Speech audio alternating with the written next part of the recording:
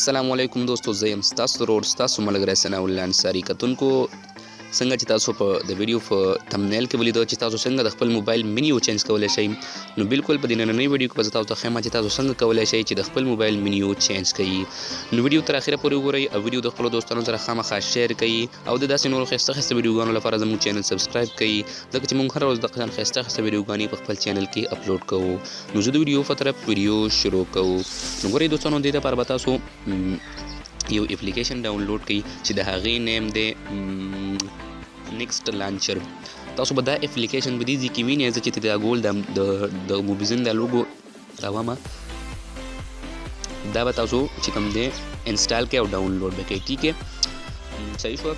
دا به تاسو د پلی سټور نه ډاونلوډ کوئ، دا په پلی سټور باندې نشته، دا به تاسو د ګوګل کروم نه ډاونلوډ کوئ. ګوګل کروم کې چې تاسو کله نیکسټ لانچر سرچ کوئ نو تاسو ته به دغه شان نیکسټ لانچر راشي. نیکسټ لانچر چې تاسو کله سرچ کوئ، سوري زه غلط شوم لږ، نیکسټ لانچر ایپ دا چې کله تاسو سرچ کوئ نو تاسو ته به نیکسټ لانچر ایپ اپلیکیشن چې کوم دی هغه تاسو ته به شو شي. تاسو به دې ځای نه چې کوم دی نیکسټ لانچر دې ځای نه تاسو نیکسټ لانچر ډاونلوډ کولی شئ. سوري دا لوډینګ یو دم سټارټ شو، خو ما خو ډاونلوډ کړی، واپس نه ډاونلوډ کوم. اوپشن اپ کې پکې په دې باندې تاسو کلیک والی نو دې ځای نه تاسو کوم دی نه نیکسټ لانچر چې کوم دی هغه تاسو ډاونلوډ کولی شئ. نیکسټ لانچر 3D اپلیکیشن.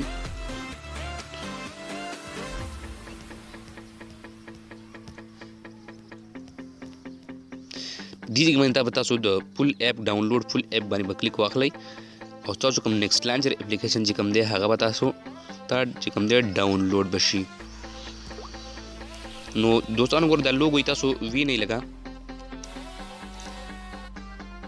د نیکسټ لانچر کوم تصویر چې دی هغه تاسو لږ وینئ چې بیا تاسو ته پته چې کوم نیکسټ لانچر کې مختلف قسم دغه نو دا قسم لوګو دی نیکسټ لانچر لایټ، دا قسم لوګو دی، دا به تاسو په خپل موبایل کې انسټال کړئ. هڅه نه چې تاسو بل ډاونلوډ کړئ، خو دې قسم تصویر ته به ورسره ګورئ، دا به تاسو ډاونلوډ کړئ. تاسو د موبایل مینیو چې کوم دا هغه به ډېره ښکلې چینج شي. اوس راځو چې دې فواید څه دي. ګوره دوستانو، یو خو د دې فواید دا چې ستاسو د موبایل مینیو سره ډېره ښایسته رهي. زه د موبایل سکرول ډسله کومه نو دې ته ګورئ څومره ښایسته مینیو د موبایل جوړه شوه. بل په دې کې چې تاسو اوس اپلیکیشن هایډ کوئ نو ډېر په اسانه تاسو اپلیکیشن هم هایډ کولی شئ. سمپل به په دې باندې کلیک واخلئ، دې 3 لاینز باندې به کلیک واخلئ، بیا به تاسو راشئ په دې هایډ اپلیکیشن باندې به کلیک واخلئ. نو دلته چې تاسو اوس کوم یو اپلیکیشن هم غواړئ هغه څپېږي. نو ګورئ دوستانو، زه دغه پټوم د کلکولیټر پټوم دا اوس هایډ شي. ګورئ هایډ اپس، تاسو اوس بیرته دغه کوئ نو دې باندې به کلیک واخلئ، دا به واپس کوم دی نو بیا ورته تاسو پیټرن کوډ هم ورکولی شئ. کوم یو مطلب اپلیکیشن هم هایډ کړي بیا تاسو له هغې له کوډ ورکوئ، مطلب هغه اپلیکیشن چې بیا تاسو کله ګورئ نو هغه کوډ به ورکوئ، هلته به تاسو هغه اپلیکیشن کولاویږي. اوس تاسو دا بیرته هم دغه کولی شئ، دا اوس بیرته ان هایډ شو. نو ډېر ښکلی مینیو هم د دې جوړېږي او ډېر ښکلی د اپلیکیشن دی.